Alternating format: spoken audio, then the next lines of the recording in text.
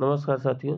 आज आप प्राचीन भारत के इतिहास में मौर्योत्तर काल को पढ़ेंगे। शुंग काल, कण्व काल और सातवाहन काल पढ़ चुके हैं। आज इंडो ग्रीक, शक, कुषाण और संगम काल को पढ़ेंगे। इंडो ग्रीक, शक, कुषाण और संगम काल दक्षिण भारत के राजवंश थे, जिसमें चेर, चोल और पांड्य को पढ़ेंगे।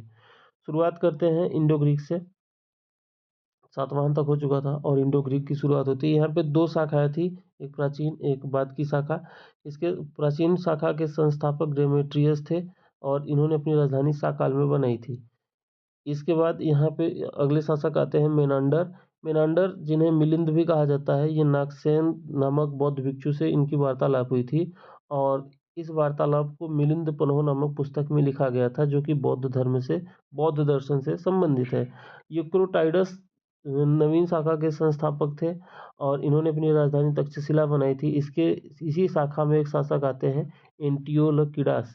एंटियोलकिडास ने अपना दूत हेलियोडोरस को भागभद्र के दरबार में भेजा था। हेलियोडोरस किसका दूत था? एंटियोलकिडास का। ठीक है। और इसका अंतिम शासक था हर्मियस। हर्मियस इंडो ग्रीक शासक वंश का अंतिम शासक रहा था। इनके योगदान के बारे में देखें तो इन्होंने सोने के सिक्के चलाए थे। अगर प्रश्न पूछा जाए सोने के सिक्के किसने चलाए, तो ये इंडो ग्रीक। शुद्ध सोने के सिक्के किसके समय में बनते थे? कुषाण के समय में। गार्गी संहिता, जो कि ज्योतिष से संबंधित है, इसके अनुसार भारत ज्योतिष के लिए यूनान का हमेशा ऋणी रहेगा। सप्ताह का प्रचलन यहाँ से शुरू हुआ और भारतीय नाटकों पर इसका प्रभाव हुआ। क्या प्रभाव हुआ? रंगमंच पे पर्दे लगने लगे और इसी कारण से रंगमंच पे जो पर्दे लगते हैं, जो पर्दे होते हैं, पर्दों को यवनिका कहा जाने लगा। पर्दों को यवनिका और काली मिर्च को यवन प्रिय कहा जाने लगा, क्योंकि यूनानी भारतीय मसालों से परिचित है और काली मिर्च को बहुत पसंद किया करते थे। अगला है शक।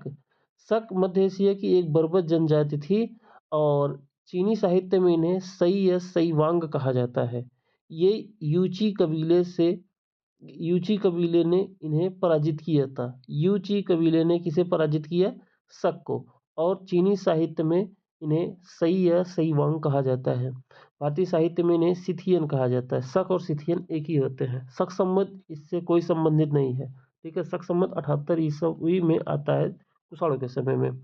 डेरियस के नक्श ए रुस्तम अभिलेख में शकों का उल्लेख मिलता है और शकों के प्रमुख केंद्र रहे हैं 4। कौन कौन से?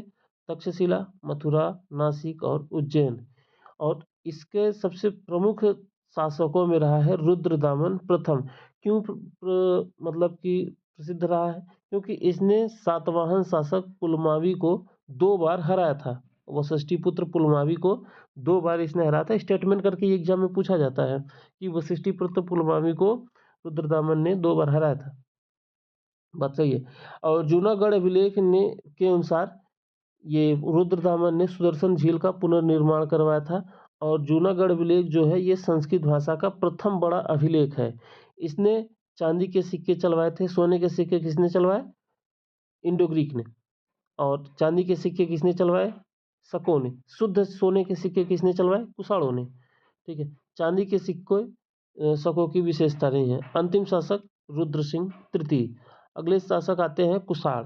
कुषाणों को मध्य एशिया में यूची कबीला कहा जाता है और इसकी शाखा कुइशुआंग थी।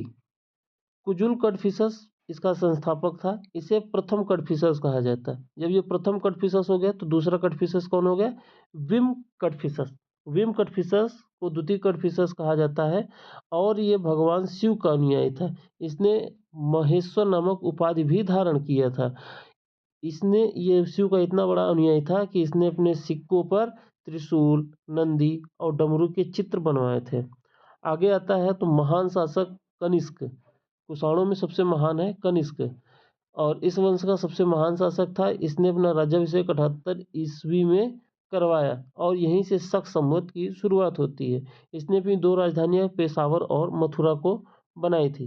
पेशावर आज वर्तमान में पाकिस्तान में है और कुषाण का ही इसने स्तूप बनवाया था, स्तूप या गुंबद इस तरीके से कुछ भी कहिए। तो मोहनजोदड़ो, हड़प्पा सभ्यता में मोहनजोदड़ो में आपका एक स्नानागार मिलता है। स्नानागार के उत्तर पूर्व में, स्नानागार के उत्तर पूर्व में ये चीज़ें, ये गुंबद है।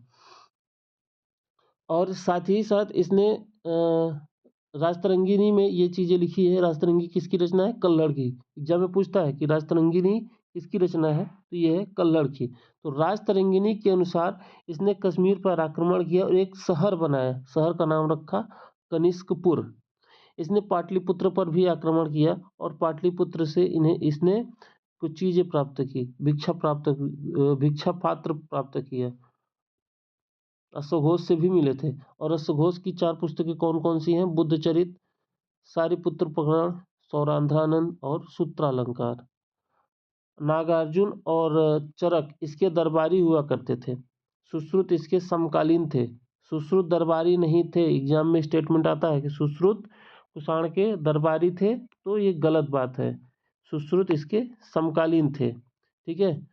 आगे बात करें तो नागार्जुन इसके दरबारी थे और चरक इसके दरबारी थे। किसके? कुषाण के। नागार्जुन की पुस्तक कौन सी है? माध्यमिक कारिका। चरक की पुस्तक कौन सी है? चरक संहिता। सुश्रुत की पुस्तक कौन सी है? सुश्रुत संहिता। सुश्रुत शल्य चिकित्सक हुआ करते थे। चरक चिकित्सक थे लेकिन सुश्रुत शल्य चिकित्सक थे। तीनों की पुस्तकें याद रखेंगे। माध्यमिक कारिका है नागार्जुन की, चरक की है चरक संहिता, सुश्रुत की है सुश्रुत संहिता। और कनिष्क ने मध्य एशिया पर अधिकार कर लिया था और इसी के समय में व्यापार वाणिज्य बेहतरीन स्थिति में था। क्यों? क्योंकि इसने रेशम मार्ग पर अधिकार कर लिया था। इसलिए व्यापार वाणिज्य की दृष्टि से मौर्य काल का स्वर्ण काल कहा जाता है। कनिष्क ने पांचालों के नेतृत्व वाली चीनी सेना को हराया था। पांचालों के नेतृत्व वाली चीनी सेना को हरा कर इसके सैनिकों ने इसकी हत्या भी कर दी थी। कनिष्क महायान शाखा का अनुयायी था। बौद्ध धर्म की 2 शाखाएं थी। बौद्ध धर्म की 2 शाखाएं इसी के समय में विभाजित हुई थी। इसने बौद्ध की चौथी संगीति को कराया था प्रथम शताब्दी ईस्वी में। तो इसमें हीनयान और महायान नामक 2 शाखाएं हो गई थी। तो ये महायान शाखा का अनुयायी था। हीनयान जो है भगवान बुद्ध को भगवान नहीं मानता, मतलब वो उनको मार्गदर्शक के रूप में मानता है। महायान उनकी पूजा पाठ करता है, मूर्ति बनाता है, उनको भगवान के रूप में मानता है। तो चौथी बौद्ध संगीत का आयोजन इसी के समय में हुआ था। इसी क्रम में एक हुइस्क नामक शासक आता है जो भगवान विष्णु का अनुयायी था। द्वितीय कड़फिसस, भीम कड़फिसस जिसे कहते हैं, वो भगवान शंकर का अनुयायी था और कनिष्क बुद्ध का अनुयायी था। इस तरीके से 3 जो शासक हैं इनमें अलग-अलग अपने विचारधारा को माना करते थे। इसी तरीके से आप देखें तो मौर्य काल में चंद्रगुप्त मौर्य जैन के और उनके जो पुत्र हुए वो आजीवक संप्रदाय के, उनके जो पुत्र हुए अशोक, वो अपना बौद्ध धर्म के अनुयायी थे। तो ये अपने-अपने अलग-अलग विचारों के मानने वाले थे। कुषाणों की विशेषताएँ, कुषाण सोने के सिक्के, शुद्ध सोने के सिक्के चलाने वाले थे और इन्होंने मंदिरों में अपनी मूर्तियाँ स्थापित की। मूर्तियाँ तो बनती थी लेकिन मंदिरों में मूर्तियाँ, और इन मूर्तियों का को बनना इसी समय में बहुत ज़्यादा शुरुआत हो चुका था। इस समय तो आप कहिए तो 3 कलाएँ प्रचलित हुई थी, जिन्हें कहा जाता है गंधार, और इधर मथुरा और इधर आपका अमरावती। इस तरीके से 3 कला की, मूर्ति कला की विधा प्रचलित हुई थी। यहाँ पे सिले हुए कपड़ों का प्रचलन हुआ करता था। चमड़े के जूतों का प्रयोग किया करते थे। घोड़े का लगाम लगाना यहाँ से शुरू हुआ और कुषाण शासक अपना टाइटल लिया करते थे क्या? देवपुत्र और देवप्रिय। देव नाम प्रिय कौन लगाता था? सम्राट अशोक। देवप्रिय और देवपुत्र कौन उपाधियाँ लगाता था? कुषाण शासक। अब देखिए तो मौर्योत्तर काल में व्यापार और वाणिज्य का स्वर्ण काल था। कारण क्या था कि ये रेशम मार्ग पर नियंत्रण इनका हो गया था और साथ ही साथ रोमन साम्राज्य अपने चरम पर था। भारत रोमन साम्राज्य के साथ व्यापार करता था। मुद्रा प्रणाली विकसित हो चुकी थी और दक्षिण भारत से ये समुद्री व्यापार हुआ करता था। दक्षिण भारत में संगम काल इस समय चल रहा था। अरिकमेडु जो कि पांडिचेरी में है, यहाँ से रोमन सिक्के प्राप्त हुए थे। 46 सदी ईस्वी में हिप्पालस ने व्यापारिक पवनों की खोज की। व्यापारिक पवनों की खोज इन द सेंस कि व्यापारिक पवने तो पहले थे ही, लेकिन इनका किस तरीके से नावों के मतलब कि आवागमन में उपयोग किया जा सकता था, ये इसने बताया। मौर्योत्तर कालीन कलाएँ, तो यहाँ पे मूर्तियों का प्रचलन, मूर्तियाँ खूब बनने लगी थी और यहाँ से सिंधु सभ्यता में तो बनती ही थी, लेकिन मौर्य काल में भी बनती थी। लेकिन यहाँ पे जो तकनीक बनी, जो सुंदर-सुंदर मूर्तियाँ बनी कुषाण की या फिर बुद्ध की, वो बहुत उल्लेखनीय है। मौर्योत्तर काल में रोमन, ग्रीक और पारसी का मौर्योत्तर कला में रोमन, ग्रीक और पारसी का प्रभाव पड़ा।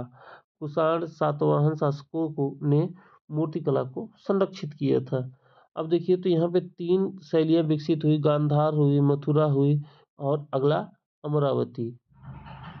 अमरावती 3 शाखाएँ प्रचलित हुई।